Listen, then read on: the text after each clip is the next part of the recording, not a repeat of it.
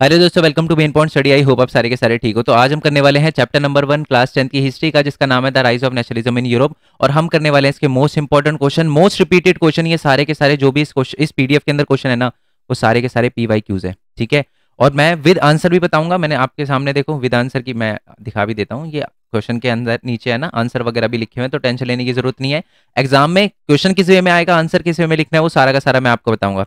और उससे पहले मैं ये बात बता दूं कि मैं हिस्ट्री का हर एक चैप्टर, चाहे print culture and modern world हो गया, मेकिंग हो गया, एज ऑफ इंडस्ट्रियलाइजेशन या nationalism in Europe, nationalism in India, सबके मोस्ट इंपॉर्टेंट क्वेश्चन अपलोड कर चुका हूँ। सबका लिंक आपको नीचे डिस्क्रिप्शन में मिल जाएगा। पहले इनके अपलोड कर चुका हूँ मैं, ठीक है। और तब मैं ये नेशनलिज्म इन यूरोप की वीडियो बना रहा हूँ। तो बाकी जो भी चैप्टर है सबके मोस्ट इंपॉर्टेंट क्वेश्चन देख लेना। मैं ये बात आपको लिख कर दे सकता हूँ कि एग्जाम में आपके जो भी क्वेश्चन होगा ना, वो इसी पीडीएफ के अंदर से होने वाला है, ठीक है। और बाकी एक एक मार्क्स के लिए आप एमसीक्यू की वीडियो देख लेना, उसका लिंक भी आपको नीचे डिस्क्रिप्शन में मिल जाएगा। और मैप देखना मत भूलना। चलो जी, हम वीडियो शुरू कर देते हैं। और हिंदी मीडियम वाले बच्चों के लिए मैं बता दूं कि सेम जो चैप्टर है उसके मोस्ट इंपॉर्टेंट क्वेश्चन मैंने हिंदी में भी अपलोड करे हैं, लिंक आपको नीचे डिस्क्रिप्शन में मिल जाएगा। और अगर आपका कोई फ्रेंड है जिसकी सोशल साइंस जो है वो हिंदी में है, तो आप उनको भी सेंड कर सकते हो। टाइम वेस्ट बहुत हो गया, चलो शुरू करते हैं। तो हमारा पहला क्वेश्चन है, आपसे डायरेक्टली सबसे पहले क्वेश्चन पूछा जा सकता है 5 नंबर में कि major changes after the French Revolution. French Revolution के बाद क्या क्या चेंज आए। क्वेश्चन थोड़ा घुमा के भी पूछा जा सकता है। What were the step taken by the French revolutionary to create the feeling of collective identity among the French people. मतलब फ्रेंच रेवोल्यूशन होने के बाद फ्रेंच रेवोल्यूशनरी ने लोगों में कलेक्टिव आइडेंटिटी जगाने के लिए क्या क्या किया। मतलब क्वेश्चन सिंपल है, मेजर चेंजेस क्या है आफ्टर फ्रेंच रेवोल्यूशन। ये दो दो बार मैंने अलग अलग इसलिए लिखा हुआ है कि क्वेश्चन घुमा के ऐसे भी आ सकता है, बट आंसर इसका सेम है। अब आ जाते हैं आंसर पे। सबसे पहले तो फ्रेंच रेवोल्यूशन होने के बाद सबसे पहले क्या हुआ, based on the constitution, rule based on the constitution, constitution बनाया गया और उसको फॉलो किया गया। दूसरा है कि the idea of equality, liberty and the fraternity जो हो गया वो स्प्रेड हो गया among all the French people, ठीक है। तीसरा, एक नया ट्राई कलर जो है, फ्रेंच फ्लैग जो है वो इंट्रोड्यूस किया गया। अब आप मेरे को नीचे कमेंट बॉक्स में बताना जो नया फ्लैग आया था ना फ्रांस का, उसका कलर क्या था, ठीक है। आज भी वही कलर है। नेक्स्ट वाला पॉइंट है कि एस्टैब्लिश दी नेशनल असेंबली, नेशनल असेंबली बनाई गई। यहाँ पे इसको ये भी लिख सकते हो कि जो स्टेट जनरल है, स्टेट जनरल है ना, उसका नाम चेंज करके नेशनल असेंबली कर दिया गया, ठीक है जी, ओके। नेक्स्ट है uniform system of weight and measure. पहले ना फ्रांस में अलग अलग जगह पर अलग अलग, कहीं पर 1 किलो में 100 ग्राम, कहीं कहीं 1 किलो पे 1000 ग्राम, समझ रहे हो ना, अलग अलग होता था। मतलब सबका एक ही कर दिया गया, ठीक है। बिल्कुल पूरे फ्रांस के अंदर एक चीज का दाम और एक चीज का जो वेट होता है वो सेम ही होगा, ठीक है। नेक्स्ट है कि French become the national language. ये बहुत ही ज्यादा इंपॉर्टेंट पॉइंट है। अगर आपने ये वाला पॉइंट नहीं लिखा ना इस वाले क्वेश्चन के अंदर, major changes after French Revolution, marks नहीं मिलेंगे। तो ये वाला क्वेश्चन, ये वाला पॉइंट सबसे इंपॉर्टेंट है कि फ्रेंच रेवोल्यूशन के बाद सबसे मेजर चेंज जो है वो यही आया कि फ्रांस को नेशनल लैंग्वेज बना दिया गया, ठीक है। और बाकी ये सारे के सारे पॉइंट, ठीक है। चलो नेक्स्ट वाले क्वेश्चन पे आते हैं। ओके, ये वाला क्वेश्चन, इस क्वेश्चन के शुरू करने से पहले मैं बता दूं कि ये वाला क्वेश्चन जो है ना, वो मैंने जितने भी sample paper, question paper, last year के क्वेश्चन पेपर उठाया ना, सब में वाला क्वेश्चन जो था ही था, ठीक है। क्वेश्चन क्या है कि discuss the role played by the culture in creating the concept of the nation in Europe, या language is power life and the instrument of culture, the instrument of liberation, justify the above statement in the light of the nationalist movement in Poland Europe. आपको ना पढ़ के बिल्कुल बिल्कुल ही समझ नहीं आ रहा होगा कि यार करना क्या है इसमें बट आप जब इसका आंसर देखोगे ना तो बहुत सिंपल है। और जब भी मैं आपको बता रहा हूं, जब भी यूरोप के साथ कल्चर वर्ड आए आपके क्वेश्चन में, तो समझ जाना जो मैं आंसर बता रहा हूं वही है, ठीक है।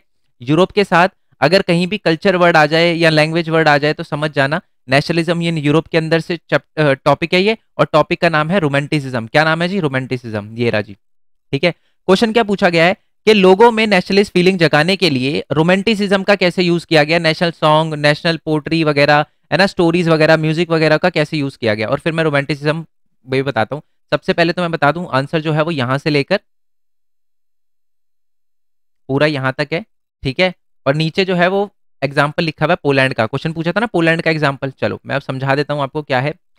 तो basically the development of the nationalism did not only came through the war and the territorial expansion, culture play an important role in creating the idea of nation, art and poetry, story, music help us to express the shape the nationalist feeling. यानी जो nationalism की feeling है ना, वो लोगों में art, story, pottery वगैरह से जगाई गई। जैसे हमारे भारत के अंदर भी, भारत में भी देखो वंदे, जब 1947 से पहले लोगों में नेशनलिज्म फीलिंग जगाने के लिए क्या किया था, वंदे मातरम सॉन्ग है ना, और हमारा झंडा आया था है ना, और बहुत सारी स्टोरी वगैरह को बताया गया था कि हमारे जो हीरोज है उनकी स्टोरी वगैरह लोगों को बताई गई थी, है ना। तो ये क्यों किया गया था? ताकि लोगों में नेशनलिस्ट फीलिंग जागे। भारत माता की इमेज क्यों बनाई गई थी? ताकि हमारे में नेशनल फीलिंग, एक कल्चरल आइडेंटिटी जागे, ठीक है जी। चलो अब आते हैं रोमांटिसिज्म पे। रोमांटिसिज्म का मतलब यही होता है कि जब आप कल्चर वगैरह को यूज करके लोगों में नेशनलिस्ट फीलिंग जगाओ ना, एक मिस्टिक फीलिंग जगाओ, इमोशन जगाओ, तो उसको ही हम रोमांटिसिज्म कहते हैं। नाम से ही पता चलता है रोमांटिक, ठीक है, दिल से जो आवाज आती है। मतलब भावनाओं में मत बहना, टॉपिक पे आ जाओ। A culture movement sought to develop a particular form of the nationalist sentiment मतलब इसका मतलब है ये कल्चरल मूवमेंट है जिसमें ना लोगों में एक नेशनलिस्ट सेंटिमेंट जगाया जाता है। Romantic artist and the poet generally criticise the glorification of reason and the science and focus instead of emotion, intuition and the mystical feeling. जो हमारे रोमांटिक आर्टिस्ट हैं वो बोलते हैं भाई लड़ाई वड़ाई पे और साइंटिफिक ये मत बोलो कि हमारी आर्मी कम है तो हम हार जाएंगे। आप है ना अपने इमोशन से जीत सकते हो, आप अपनी मिस्टिकल फीलिंग से जीत सकते हो। आपने एक लाइन सुनी होगी कि 1.25 लाख से 1.25 लाख से एक लड़ा हुआ, ये लाइन सुनी है आपने? ये हमारे एक सिख गुरु थे, हमारे 21 गुरु थे जहां तक मेरे को याद है। अक्षय कुमार की मूवी भी आई थी, ऑल तो मेरे को पूरा वो याद नहीं है, ठीक है। बट उसमें क्या था कि एक तरह से आप देखो उनमें नेशनलिस्ट फीलिंग थी, अपने एरिया को लेकर फीलिंग थी, ठीक है। उनको कोई फर्क नहीं पड़ रहा सामने 1.5 करोड़ है, 1.5 लाख है, 10,000 सैन, उनको कोई फर्क नहीं पड़ रहा, ठीक है। तो यही रोमांटिक आर्टिस्ट बोलते हैं कि लड़ने के लिए आपको हथियार की जरूरत नहीं है, लड़ने के लिए फौज की जरूरत नहीं है, जिगरा होना चाहिए। और जिगरा तभी आएगा जब कहीं ना कहीं आपके दिल में फीलिंग होगी अपने जमीन के लिए, ठीक है। तो यही बात लिखी हुई है। तो their effort was to create a sense of shared collective heritage. तो उन्होंने बेसिकली जो रोमांटिक आर्टिस्ट थे वो लोगों में एक शेयर्ड कल्चर जगाना चाहते थे। बाकी एक जर्मन फिलोसफर भी थे जिनका नाम था जोहान गॉटफ्रीड।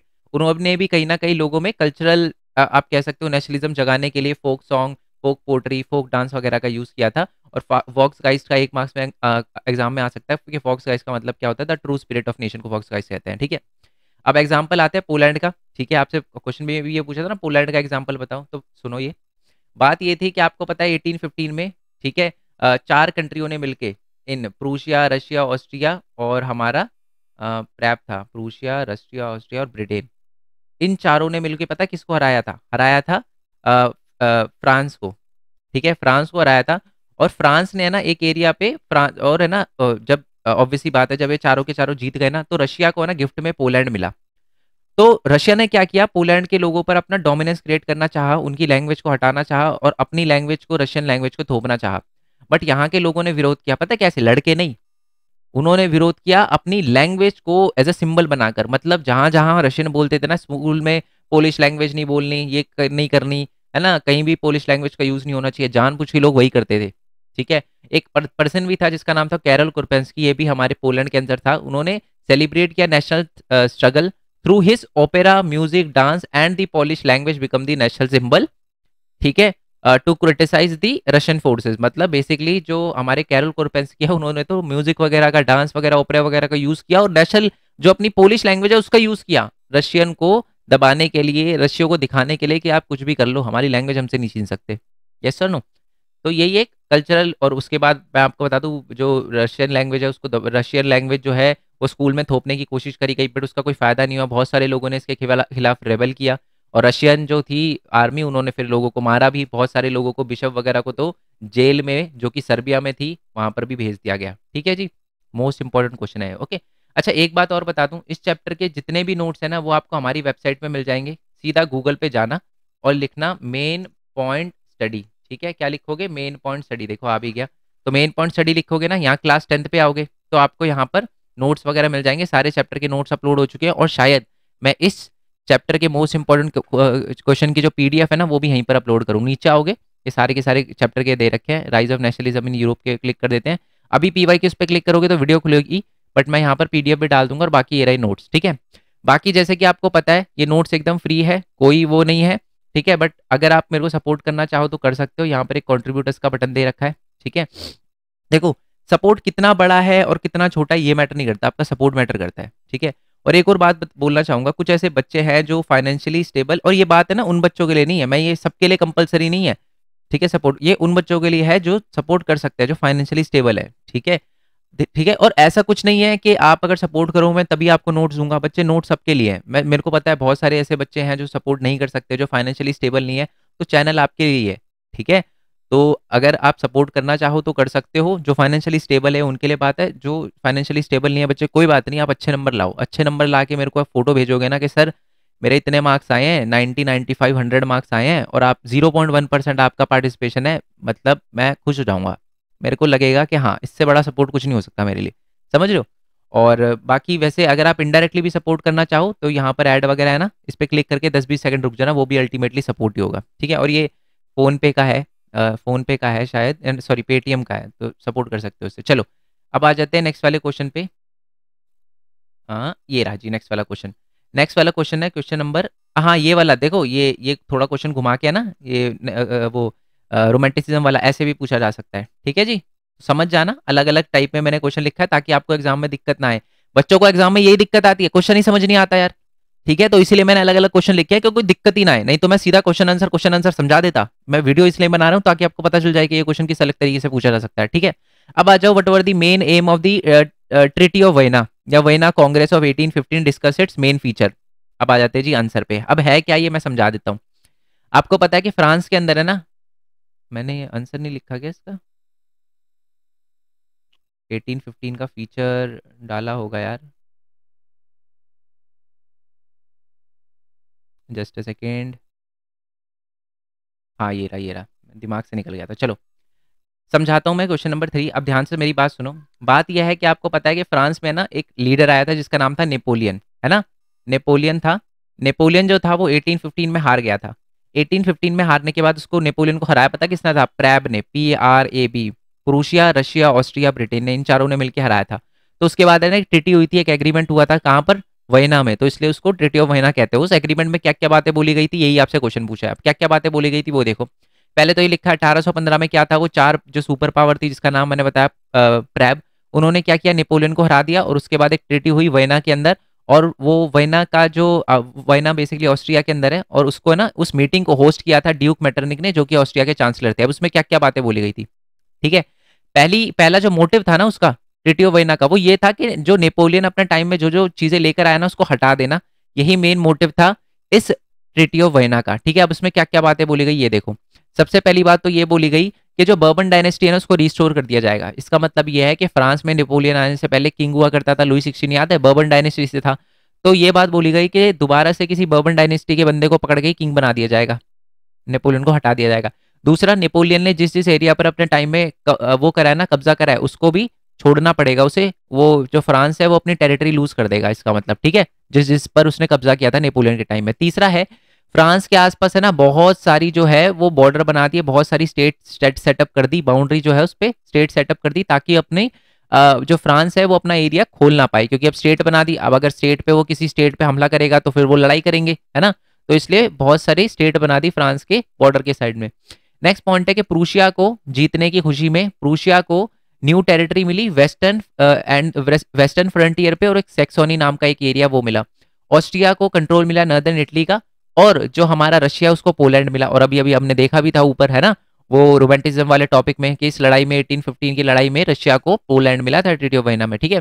बट एक चीज को बिल्कुल वैसे का वैसे ही छोड़ दिया, वो था जर्मन कन्फेडरेशन ऑफ 39 स्टेट, उसको बिल्कुल वैसे का वैसे ही अनटच रहने दिया, ठीक है। चलो नेक्स्ट वाले क्वेश्चन पे आते हैं। हमारा नेक्स्ट वाला क्वेश्चन है कि what did European liberalism stand for social, political and the economical field during the 19th century. बड़ा सिंपल और बहुत ही ज्यादा अच्छा क्वेश्चन है।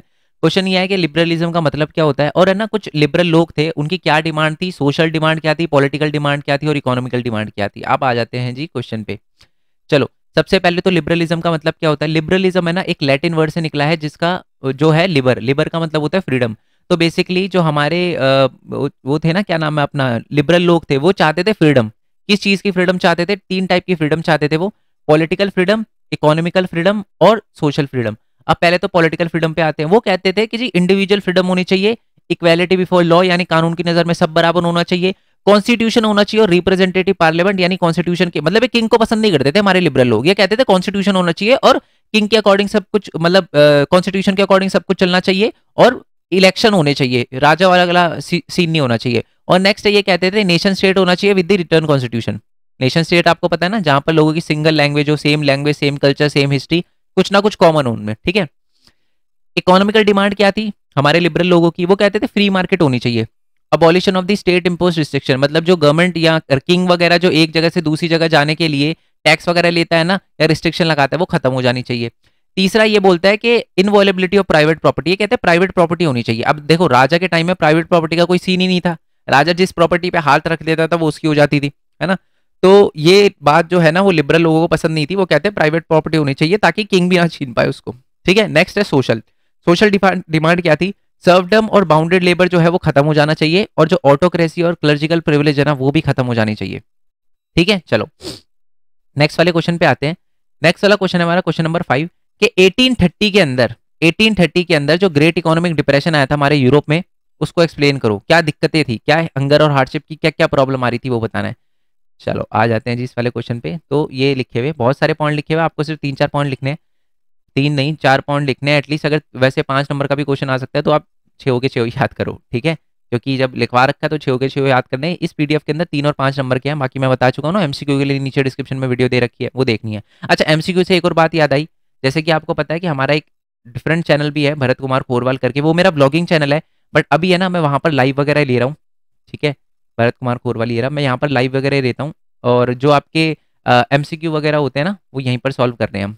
ठीक है, अभी हिंदी मीडियम वाले बच्चों के लिए हो रहा है, बट अभी इंग्लिश मीडियम के लिए भी स्टार्ट हो जाएगा, टेंशन लेने की जरूरत नहीं है। तो इस चैनल पे आ जाना, लाइव करेंगे, हर एक क्वेश्चन करेंगे एमसीक्यू का, और बहुत अच्छे से करेंगे। बाकी एग्जाम खत्म हो जाए तो मैंने कुछ व्लॉग वगैरह भी डाल रखे हैं, आप चाहो तो देख सकते हो। और ये हमारा एक मेन पॉइंट टेक का चैनल है, इस पर मैं ये बताता हूँ कि स्टूडेंट अर्न कैसे कर सकता है, पैसे कैसे कमा सकता है। ठीक है, एग्जाम के बाद इस पे आ जाना। बहुत सारे बच्चे कहते हैं ना कि सर मेरे को पैसे से रिलेटेड प्रॉब्लम है ना। कुछ बच्चे बोलते हैं सर आप बताओ कि हम अर्न कैसे कर सकते हैं। तो ये जो चैनल है वो आप ही के लिए ही है, यही बताता हूँ मैं कि आप फोन से एनिमेशन वीडियो, लैपटॉप से एनिमेशन वीडियो, ये सारी की सारी चीज़ें कैसे बना सकते हो, वेबसाइट कैसे बना सकते हो, वेबसाइट से कितनी अर्निंग होती है, और सबसे बढ़िया तरीका दूसरे की वीडियो यूट्यूब पे कॉपी करके कैसे अर्न कर सकते हो। तो ये सारी की सारी चीज़ें बताता हूँ, तो चैनल को सब्सक्राइब कर लेना। ठीक है, अब दोबारा से आ जाते हैं जी हमारे क्वेश्चन पे। 1830 में क्या क्या इकोनॉमिक हार्डशिप आई वो देखो। सबसे पहले तो जो पॉपुलेशन है ना यूरोप की बहुत तेजी से बढ़ रही थी। अब जब पॉपुलेशन बढ़ रही थी तो बहुत सारे लोग जो हैं उनको जॉब चाहिए थी। ठीक है, और लोगों को जॉब मिल नहीं रही थी, जो जॉब ढूंढने वाले हैं ना वो ज़्यादा थी, जॉब कम थी। ठीक है, नेक्स्ट पॉइंट है कि बहुत सारे लोग जो है वो गाँव से निकल कर शहर वाले इलाके में आ रहे थे ताकि उनको जॉब वगैरह मिल सके। ओके, और नेक्स्ट पॉइंट ये है कि इंग्लैंड से जो है बने बनाई जो है वो चीज़ें आ रही थी, मशीन से बनी हुई चीज़ें आ रही थी, जिससे यूरोप के जो स्मॉल प्रोड्यूसर थे उनका बहुत नुकसान हो रहा था। ठीक है, क्योंकि मशीनों से जो चीज़ें आ रही थी ना वो बढ़िया क्वालिटी की होती थी और सस्ती होती थी, तो लोग उसको खरीदते थे, इसलिए यूरोप के स्मॉल प्रोड्यूसर का नुकसान होने लग गया। पीजेंट की कंडीशन भी खराब होने लग गई, क्योंकि उनको फ्यूडल ड्यूज वगैरह देने पड़ रहे थे। फ्यूडल ड्यूज का मतलब है कि उनको अपने मालिक को, जमीन के मालिक को पैसे वगैरह देने पड़ रहे थे, और कभी कभार फ्री में काम भी करना पड़ता था, तो ये प्रॉब्लम थे। नेक्स्ट है कि चीज़ों के प्राइस बहुत तेजी से बढ़ गए, है ना। चीज़ों खाने का प्राइस भी बहुत तेजी से बढ़ रहा था क्योंकि फसल खराब हो गई थी। तो मतलब पूरे है ना हमारे यूरोप के अंदर उथल पुथल मच गई थी। Yes sir no. चलो नेक्स्ट वाले क्वेश्चन पे। और सैलरी भी जो है ना, वेजेस जो है ना हमारे लोगों की, वर्कर्स की, वो बढ़ नहीं रही थी, तो ये भी प्रॉब्लम थी जो फेस कर रहे थे। नेक्स्ट वाले क्वेश्चन पे आते हैं, ध्यान से सुनो। ये देखो, एक चीज़ मैं आपको बताता हूँ, इस वाले क्वेश्चन में, क्वेश्चन नंबर 6 में और क्वेश्चन नंबर 4 में आपको ज़्यादा डिफरेंस नहीं दिख रहा होगा, बट बहुत ज़्यादा डिफरेंस है। ठीक है, देखो अगर आपसे पूछा जाए कि डिमांड क्या थी, तो डिमांड तो मैंने जो बताई थी पॉलिटिकल, सोशल, इकोनॉमिकल डिमांड। अगर आपसे पूछा जाए कि why was the period of 1848 consider as the phase of revolution of the liberal in Europe, मतलब 1848 में लिबरल्स ने बहुत सारे रेवोल्यूशन करे। कौन कौन से रेवोल्यूशन करे वो बताने हैं आपको। तो बहुत सारे रेवोल्यूशन करे, देखो जी कौन कौन से करे। सबसे पहले तो 1848 फेब में क्या हुआ था, फ्रेंच रेवोल्यूशन हुआ था, जिसमें अब्डिकेशन कर दिया था मोनार्क को, और फ्रांस को एक रिपब्लिक बना दिया गया था। और वहां पर एक सेफ्रेजेट मूवमेंट स्टार्ट हो गया था, मेल सेफ्रेजेट, मतलब वोट देकर ही लीडर को चुना जाएगा, ये स्टार्ट हो गया था फ्रांस में। तो हुआ ना 1848 में रेवोल्यूशन। नेक्स्ट है जर्मनी, इटली और पोलैंड में और ऑस्ट्रिया हंगरियन एम्पायर के अंदर भी मैन वुमेन ने क्या किया था कि डिसाइड किया था कि हम क्या करेंगे कि कॉन्स्टिट्यूशनलिज्म और नेशनल यूनिफिकेशन की बात करेंगे। आपको पता है ना, जर्मन यूनिफिकेशन, इटली का यूनिफिकेशन, ये सारी की सारी चीज़ें जो हुई थी वो हमारे कहाँ पर हुई थी, वो हमारे यूरोप के अंदर हुई थी, और वो भी 1848 के टाइम के बीच में ही हुई थी। ठीक है, और ये क्या कह रहे थे, बहुत सारे लोग जो है लिबरल लोग है वो ये कह रहे थे, ये इन्होंने रेवोल्यूशन क्यों किया था, ताकि कॉन्स्टिट्यूशन मिल सके उनको, फ्रीडम ऑफ प्रेस हो, और ताकि फ्रीडम ऑफ एसोसिएशन हो। ओके, और जर्मन के अंदर भी रेवोल्यूशन हुआ था। जर्मन के अंदर बहुत सारे जो बिजनेस क्लास थे, प्रॉस्परस आर्टिसन वगैरह थे, उन्होंने ये बोला था कि हम मिलके वोट देंगे ऑल जर्मन नेशनल असेंबली को। उन्होंने कॉन्स्टिट्यूशन वगैरह भी बनाया था। ठीक है, और उन्होंने फ्रेडरिक वेलम को बोला था आप किंग बन जाओ, वोट उसने मना कर दिया था। तो इसको लेकर भी बहुत ज़्यादा दिक्कतें हुई थी। ओके, और लास्ट में बहुत सारी वुमेन्स ने भी कहीं ना कहीं रेवोल्यूशन किया था 1848 के टाइम में, क्योंकि उनको पता है वोटिंग राइट नहीं था। आपको पता होना चाहिए, वुमेन्स ने वो सब रेवोल्यूशन करा, एक क्वेश्चन भी आएगा, वुमेन्स ने सब कुछ करा, रेवोल्यूशन वगैरह करा, पार्टिसिपेट करा, वो सब चीज़ें करी जो कि आदमियों ने करा, बट उनको कभी भी सफरेजेट राइट नहीं मिल पाया, वोटिंग राइट नहीं मिल पाया। तो इसको लेकर भी वुमेन्स ने बहुत सारे एसोसिएशन बनाए, न्यूज़पेपर वगैरह छापे, बट इतना कुछ फ़ायदा हो नहीं पाया, उनको बहुत एंड में जाके वोटिंग राइट मिला। ठीक है। फ्रैंकफर्ट पार्लियामेंट में जहां पर आदमी वोट डाल रहे थे ना, उनको बस देखना अलाउड था कि भाई गैलरी पे खड़े हो जाओ, देख लो वोट डालते हुए, वोट मत डालो बस, है ना। और लास्ट में ऐसे ही सर्वडम और बाउंडेड लेबर को अबॉलिश किया था हैब्सबर्ग डोमिनियन में, जो कि रशिया के अंदर है। ठीक है, ये सारी की सारी चीजें हुई थी, मतलब हैब्सबर्ग में और रशियन एम्पायर के अंदर जो है खत्म कर दिया गया था सर्वडम और बाउंडेड लेबर को, और इसको लेकर भी रेवोल्यूशन वगैरह चला था। मतलब इतने सारे रेवोल्यूशन चले थे 48 में, जब 1848 में, इसीलिए इस टाइम को क्या कहा जाता है, revolution of liberal, face of revolution of liberals कहा जाता है। ठीक है, क्वेश्चन नंबर 7 पे आते हैं। सिविल कोड ऑफ 1804 घुमा के पूछा जाएगा, नेपोलियन टाइम में वो क्या क्या रेवोल्यूशनाइज चेंजेस लेकर आया, या नेपोलियन जो है मेजर चेंजेस कौन कौन से लेकर आया। आपको पता है, सिंपल क्वेश्चन है, major changes after French revolution है ये, सॉरी क्या कहते हैं उसको, सिविल कोड ऑफ 1804। अब क्या क्या सिविल कोड नेपोलियन क्या क्या चीज़ें लेकर आया, सबसे पहले तो याद रखना सिविल कोड जो है नेपोलियन 1804 में लेकर आया। क्या क्या चेंज लेकर आया, पहले तो उसने जो बर्थ से प्रिविलेज होते हैं ना वो खत्म कर दिए। पहले क्या होता था कि कोई बंदा अगर पंडित के घर में, पादरी के घर में पैदा हुआ है ना, तो वो टैक्स जो है ना, उसको टैक्स मिलता था फ्री में, एक टाइथ नाम का टैक्स होता था, वो मिलता था। नेपोलियन ने खत्म कर दिया कि भाई ऐसा कुछ नहीं है कि तुम पंडित के घर में पैदा हुए तो पैसे मिलेंगे। पंडित मतलब फादर, क्रिश्चियन, है ना, क्रिश्चियन फादर की बात हो रही है, क्योंकि हम यूरोप की बात कर रहे हैं यहाँ पर। ठीक है, नेक्स्ट वाले पॉइंट पे आते हैं, equality before the law and secure the right of property. कानून की नज़र में है ना सबको बराबर का हिस्सेदारी दी गई, और राइट टू प्रॉपर्टी को भी जो है वो प्राथमिकता दी, इंपॉर्टेंस दी हमारे नेपोलियन ने। नेक्स्ट है कि एडमिनिस्ट्रेशन डिवीजन वर सिंप्लीफाइड। पहले ना एडमिनिस्ट्रेशन का बहुत टफ एक वो होता थी, मतलब एडमिनिस्ट्रेशन करना बहुत टफ होता था, रूल्स और रेगुलेशन आप कह सकते हो, है ना। इसको थोड़ा आसान करा नेपोलियन ने। फ्यूडल सिस्टम अबॉलिश कर दिया, अब किसी को भी ऐसे कोई बड़ा कोई छोटा नहीं है, पहले हायरार्की होती थी, ये खत्म कर दी। नेक्स्ट पॉइंट है कि जो पीजेंट थे ना उनको फ्री कर दिया सर्वडम से और मोनार्कल ड्यू से। पहले वो पैसे देने पड़ते थे ना बड़े किसानों को, वो खत्म कर दिया कि कोई देने की जरूरत नहीं है। और जो किंग को भी जो पैसे देने हैं वो भी उसने मना कर दिया कि मेरे को पैसे नहीं चाहिए, आप अपना काम करो। लास्ट है कि गिल्ड रिस्ट्रिक्शन को भी रिमूव कर दिया गया। गिल्ड रिस्ट्रिक्शन क्या होता है, पहले ना किंग ही डिसाइड करता था कि कौन किस चीज़ का ट्रेड कर सकता है और किस चीज़ का ट्रेड कौन बंदा करेगा। और अगर मान लो कोई बंदा बोलता कि मेरे को दूध का काम करना है, किंग बोल देता नहीं, तो नहीं हो जाता था। या गिल्ड रिस्ट्रिक्शन बोल दी थी ना नहीं, तो नहीं हो जाता। तो ये भी रिमूव कर दिया नेपोलियन ने। मतलब अच्छे काम भी करे, कुछ बुरे काम भी करे इसने, जिसकी वजह से लोग गुस्सा थे। लोगों को फोर्स करता था आर्मी ज्वाइन करने के लिए, सेंसरशिप लगा दी थी इसने, टैक्सेस बढ़ा दिए थे, इसलिए बहुत सारे लोग इसको पसंद भी नहीं करते थे। क्वेश्चन नंबर 8 पे आते हैं। क्वेश्चन नंबर 8, 9th, 10th और हमारा 10th। ठीक है, ये 3 क्वेश्चन है ना, लिख लो। इन तीनों क्वेश्चन में से एक क्वेश्चन आपके एग्जाम में पक्का बनेगा।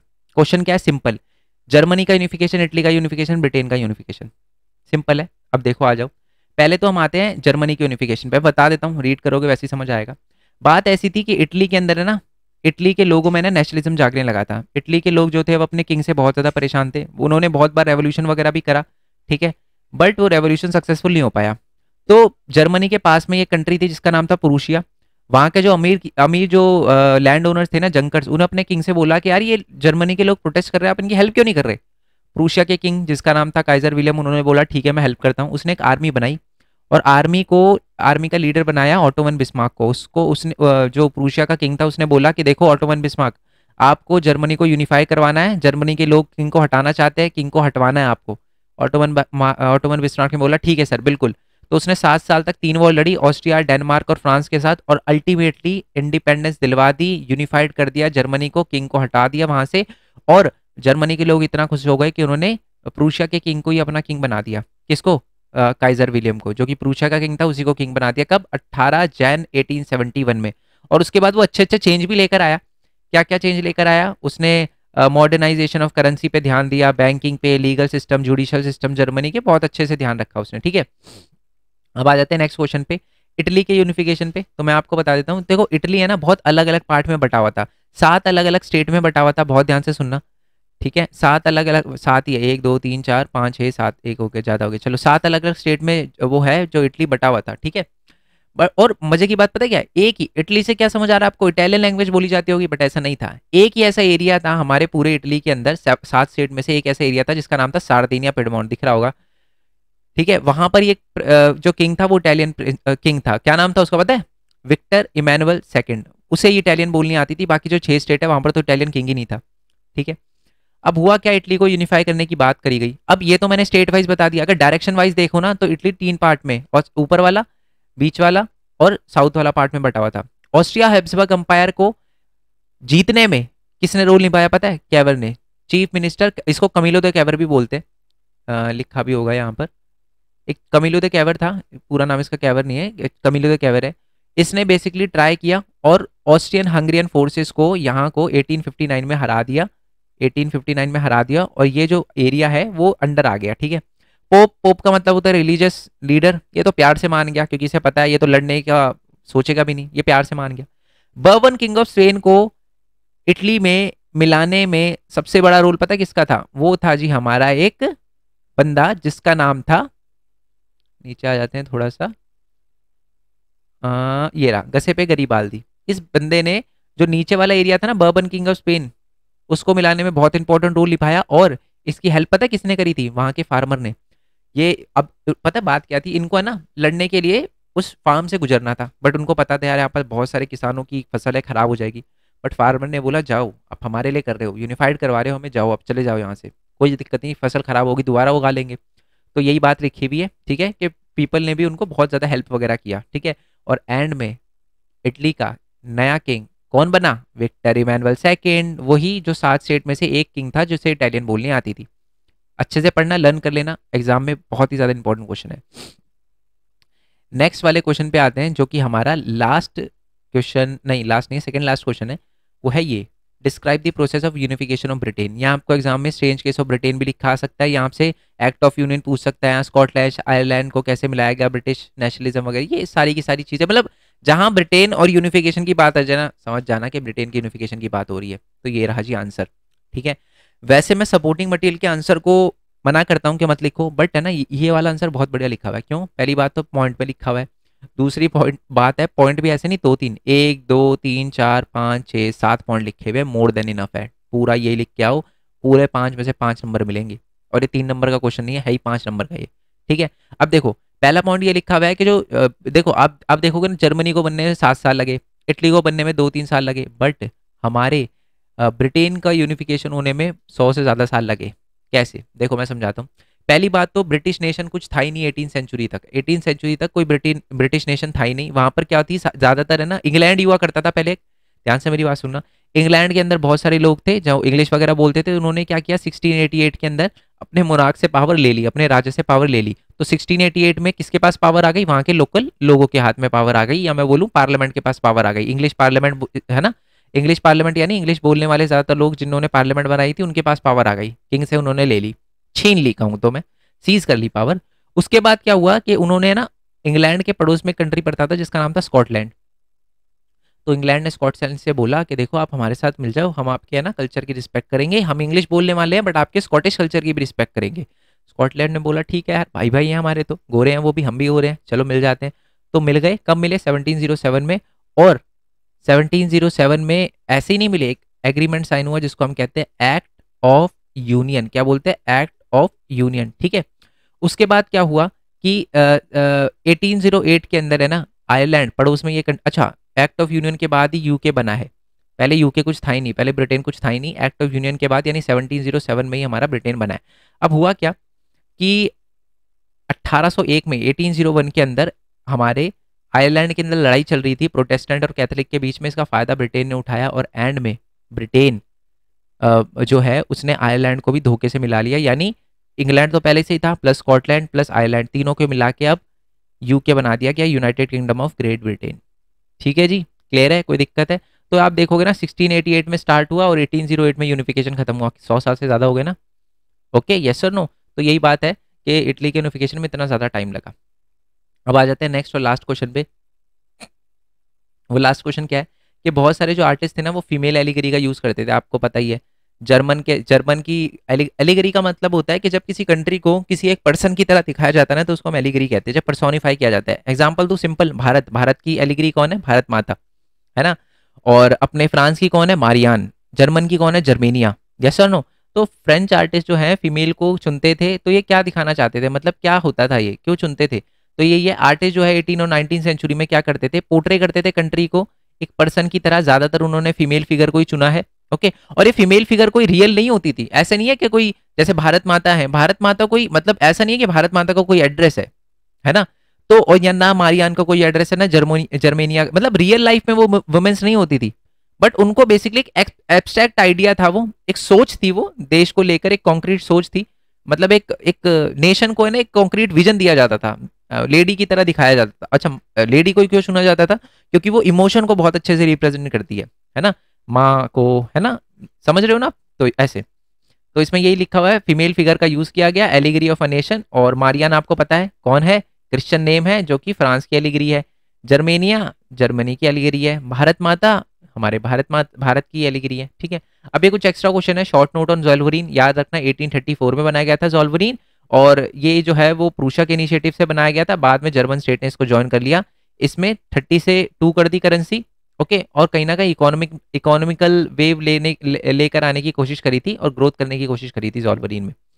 यूरोप के अंदर नेशनलिज्म कैसे जागा, अलग अलग नेशन स्टेट कैसे बने, मतलब अलग अलग लोगों ने नेशनलिज्म के लिए अलग अलग देश, मतलब यूरोप के लोगों में देशभक्ति की भावना क्यों जागी, ग्रोथ ऑफ नेशन स्टेट, सब लोगों को लगा कि जी नेशन स्टेट होना चाहिए। डेमोक्रेटिक राइट्स को एनकरेजमेंट मिली, उनको लगा राजा वगैरह को हटाना है, तो उन्होंने नेशनलिज्म के लिए मूवमेंट वगैरह किया। सोशल पॉलिटिकल और इकोनॉमिकल डिमांड रखी लोगों ने अपनी, लिबरल लोगों ने। ह्यूमन राइट्स जो है उनकी डिमांड वगैरह बढ़ी, फिर लोगों ने प्रोटेस्ट वगैरह करे, और वो जो है वो थक चुके थे राजा वगैरह से, इसलिए उन्होंने मूवमेंट वगैरह करे, उनमें देशभक्ति की भावना जागी है। बाकी फ्रेंच रेवोल्यूशन पूरे वर्ल्ड को क्या क्या देकर गया है, तो establishment of democratic rights, idea of equality, liberty और फर्टिनिटी देके गया है, न्यू कोड ऑफ लॉ देकर गया, rise of middle class and the growth of liberal ideas देकर गया है। ये लास्ट है बल्कांस वाला। ठीक है, बल्कांस वाला तो आपको पता ही है, बाकी एक शॉर्ट नोट गसबे मजीने पे आ सकता है, इतना इंपॉर्टेंट नहीं है, बट फिर भी याद कर लेना, क्योंकि मैं नहीं चाहता, क्योंकि जब आपको पता ना वीडियो के शुरू होने से पहले मैंने क्या बोला था कि एक भी क्वेश्चन इस पीडीएफ के बाहर से नहीं आएगा, तो अपने को रिस्क नहीं चाहिए ना, तो इसलिए ये सुन लो अब। बल्कांस क्या है? बल्कांस ना, पहली बात तो आप ध्यान रखना, एक बहुत बड़ा एरिया होता था। ठीक है, आज के टाइम में उसके अंदर Romania, Bulgaria, Albania, Greece, Macedonia, Croatia, Slovenia, Serbia, सारी कंट्रियाँ हुआ करती थी। और उस टाइम है ना, बल्कांस के लोगों को पता क्या बोला जाता था? स्लाव्स, लिखा भी होगा यहाँ पर, स्लाव्स बोला जाता था। ऑटोमन एम्पायर इसको कंट्रोल किया करता था। ठीक है, पर धीरे धीरे रोमानिया, बुल्गारिया, जो अलग अलग एरिया है ना, उनमें नेशनलिज्म जागने लगा, और उन्होंने अलग नेशन बनाने के लिए ऑटोमन एम्पायर से लड़ाई करना शुरू कर दिया, और फिर अलग अलग नेशन भी बने। और कहा जाता है इसी की वजह से फर्स्ट वर्ल्ड वॉर हुआ। आपसे पूछ जाएगा ना फर्स्ट वर्ल्ड वॉर का रीजन क्या है, तो आपने लिखना tension in Balkan area. Yes और नो जी, क्लियर हो गया? कोई दिक्कत है इसमें? ये गसीबे मजीने के बारे में एक शॉर्ट नोट लिखा है। दो तीन चीजें बता देता हूँ। 1807 जेनो में पैदा हुए, 24 साल में की उम्र में उनको एग्जाइल भेज दिया गया था। कार्बोनारी के अंदर उन्होंने कोशिश करी थी सीक्रेट सोसाइटी बनाने की, और बाद में इसने यंग इटली और यंग यूरोप नाम से एक वो भी बनाई थी, सोसाइटी भी बनाई थी। यस और नो? चलो, और ड्यूक मैटरनिक ने कहा था इसको कि is the most dangerous enemy of our social order. Don't worry, ये चीज़ मैं एमसीक्यू वाले उसमें करवा दूंगा। ठीक है, और एमसीक्यू वाले ये सपोर्टिंग मटेरियल, एमसीक्यू वाले उसके अंदर ही हम पिक्चर बेस्ड क्वेश्चन भी देखेंगे इससे रिलेटेड, क्योंकि इसमें आपको पता है 2-3 पिक्चरें भी हैं, मैं आपको दिखा देता हूँ। ओके, ये वाली पिक्चर वगैरह भी है, तो मैं करवा दूंगा। ये 2 डायलॉग भी बोले थे ड्यूक मैटरनिक ने, है ना, तो ये भी करवा दूंगा, टेंशन लेने की जरूरत नहीं है। बाकी बाकी अलग अलग चैप्टर के मोस्ट इंपॉर्टेंट क्वेश्चन की वीडियो नीचे डिस्क्रिप्शन में है। अलग अलग चैनल को सब्सक्राइब करना मत भूलना, और ये वाला जो हमारा चैनल है भरत कुमार खोरवाल, इस पे आ जाना, लाइव वगैरह करेंगे, अच्छे से करेंगे।